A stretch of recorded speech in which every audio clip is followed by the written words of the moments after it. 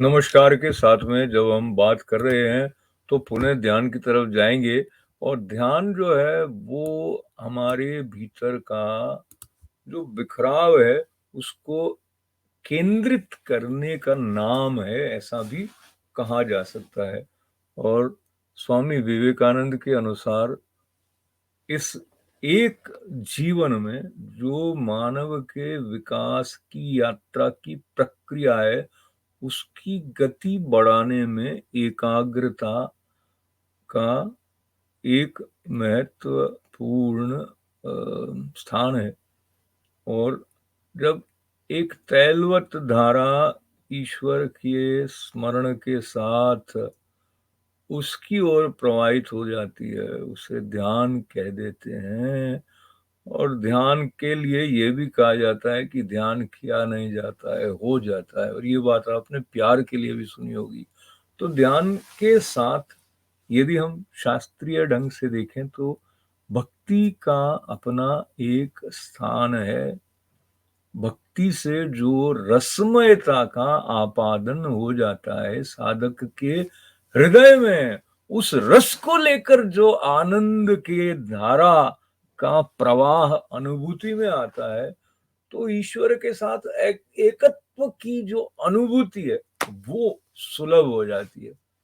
ईश्वर के साथ एक में होने का जो आनंद है उसको बहुत ही बिरले समझ पाते हैं, ऐसा हम शास्त्रों में सुनते हैं। और बल्कि श्रीमद् भगवद गीता में भी कई स्थानों पर भगवान ने इस तरह के संकेत दिए हैं कि जो उन्होंने विराट स्वरूप के दर्शन कराए थे तो वो भी उनकी अनुकंपा से ही अर्जुन को हुए थे, जो कि सामान्यतया हो नहीं पाते हैं। तो इतना कह के ध्यान कर ही लें थोड़ा सा।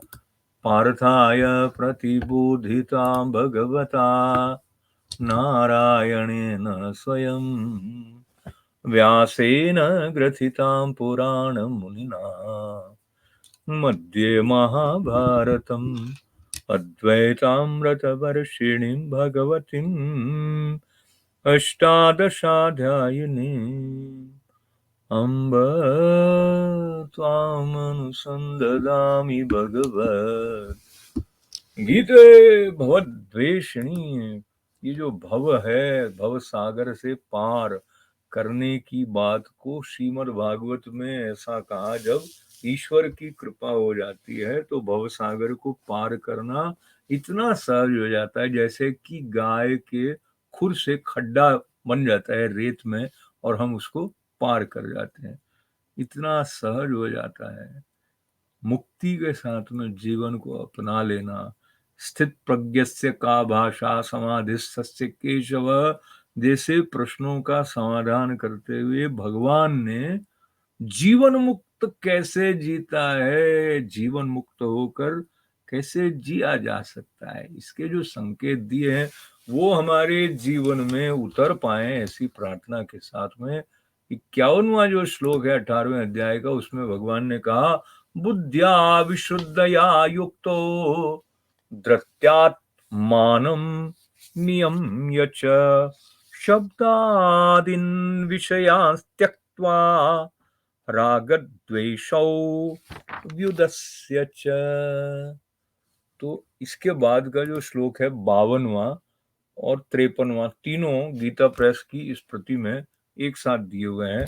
तो मैं 52वें श्लोक का भी पाठ कर लेता हूं, फिर इसके अर्थ का पाठ हम कर लेंगे। विविक्तसेवी लघवाशी यत्वा काय मानसः ध्यान योग परो नित्यम वैराग्यम समुपाश्रितः।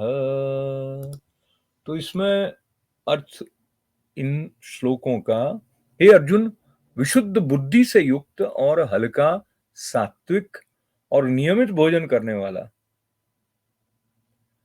शब्द आदि विषयों का त्याग करके एकांत और शुद्ध देश का सेवन करने वाला, सात्विक धारणा शक्ति के द्वारा अंतःकरण और इंद्रियों का संयम करके मन, वाणी और शरीर को वश में कर लेने वाला, राग द्वेष को सर्वथा नष्ट करके भली भांति दृढ़ वैराग्य का आश्रय लेने वाला जो है वो सच्चिदानंद घन ब्रह्म में अभिन्न भाव से स्थित होने का पात्र होता है।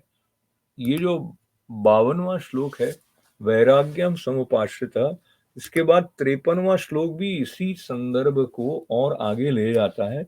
उस तरफ हम कल जाएंगे, पर मुख्य जो बात अभी हमने 51वें और 52वें श्लोकों में देखी है, उसको पुनः थोड़ा समझने का प्रयास करते हैं, पकड़ने का प्रयास करते हैं। तो बात बुद्धि के शुद्ध होने के साथ संबंध रखती है। बुद्धि अगर शुद्ध नहीं है, अशुद्ध है, तो वो हमें जो जैसा है वैसा यथार्थ देखने नहीं देगी, कुछ और ही दिखा देगी। तो विशुद्ध बुद्धि से युक्त होगा, और ऐसा मनुष्य जो योग को साधने के लिए इंद्रिय संयम के प्रति सजग है, उसको पता है कि किस तरह का भोजन करने से मेरे मन पर क्या प्रभाव पड़ता है, किस तरह का भोजन मेरे चिंतन पर क्या असर डालता है। तो ये बिल्कुल वैज्ञानिक बात है। और आज जब हम सिर्फ स्थूल देह के चुस्त दुरुस्त रहने की दृष्टि से भोजन के प्रभाव की बात करते हैं, और कई बार हम ये भी जानते हैं कि हमने अमुक प्रकार का भोजन अधिक कर लिया होता है, तो हमें निद्रा आने लग जाती है। वो सारी बातें आध्यात्मिक दृष्टि से सूक्ष्म स्तर पर भी अपना प्रभाव डालती हैं।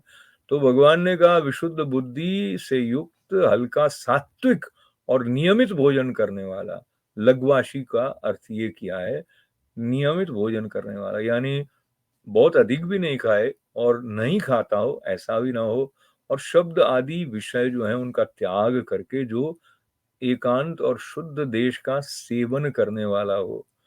एकांत में रहने की आदत हम में से अधिकांश लोगों की धीरे धीरे खत्म यूं भी होती जा रही है कि जो हमारा स्मार्टफोन है उसने स्मार्टली हमारे ध्यान की धाराओं को अपनी ओर खींचते खींचते खींचते हमारे भीतर डिस्ट्रैक्शन के जो अलग अलग दिशाओं में मन जाए। एक उत्सुकता ये हो कि अब किसी ने ये क्या नोटिफिकेशन है, ये क्या मैसेज आया होगा, मेरे पोस्टिंग जो फेसबुक पर है, उसको कितने लाइक मिल गए, इत्यादि बातें। या कुछ लोग जो शेयर मार्केट भी फोन से करते हैं और देखते हैं अब इस शेयर का क्या भाव हो गया होगा। तो ये जो सारी बातें जो कि समझदारी की भी हैं एक स्तर पर दूसरे स्तर पर यदि हम देखेंगे तो इनसे एकांत मिट जाता है। लगता है कि आप अकेले बैठे हैं, पर जिस तरह से ध्यान जाता है उसने एकांत रहने ही नहीं दिया होता है। और यदि हमारी धारणा शक्ति सात्विक नहीं है, अंतःकरण और इंद्रियों का संयम हम नहीं कर पा रहे हैं, तो जो सच्चिदानंद घन ब्रह्म में अभिन्न भाव से स्थित होने की हमारी पात्रता है वो विकसित नहीं हो पाएगी। और यहाँ पर भगवान ये भी स्पष्ट कर रहे हैं, यत वाक्काय मानस, यानी मन और वाणी और शरीर को वश में जिसने कर लिया, राग और द्वेष को पूरी तरह से नष्ट कर दिया। ये जो शब्द है राग द्वेष को नष्ट कर देने वाली बात का, राग द्वेषो व्युदस्य, तो कैसे वो संभव होगा? क्योंकि पकड़ तो रहती है, कुछ है अच्छा वो हमें अच्छा लगता है, कुछ हमें बुरा लगता है तो बुरा लगता है। राग द्वेषो व्युरस्य च, पर जैसे जैसे भगवान की वाणी का आश्रय लेते हुए हम अपने भीतर परिष्कार की प्रक्रिया को प्रारंभ कर देंगे, तो उसके बाद में अच्छी तरह से वैराग्य का आश्रय लेने की स्थिति आएगी। और जो वैराग्य का अर्थ भी कुछ सब छोड़ छाड़ कर भागना नहीं है, पर ये जो कुछ हमारे आसपास है जिसको लेकर हम समझते हैं कि मेरा होना परिभाषित हो रहा है, उसके साथ हमारा मैं और मेरा वाला जो ये संबंध है, ये जो कड़ी है, इस कड़ी का जो रंग बन रहा है उससे हमारा बंधन या मुक्ति दोनों की संभावनाएं प्रकट होती हैं, दोनों दिशाओं के द्वार इसमें हैं। तो ये जो विलक्षण एक पात्रता मनुष्य को भगवान ने दी है, उसको हम समझते हुए अपने कल्याण के लिए जो हमें इस देह के रहते करना है वो कर पाए, ऐसी प्रार्थना भगवान के चरणों में। साथ ही सबके मंगल, सबके कल्याण की प्रार्थना। ओम पूर्णमदः पूर्णमिदं पूर्णात् पूर्णमुदच्यते पूर्णस्य पूर्णमादाय पूर्णमेवावशिष्यते। ओम शांति शांति शांति। बहुत बहुत धन्यवाद। जय श्री कृष्ण।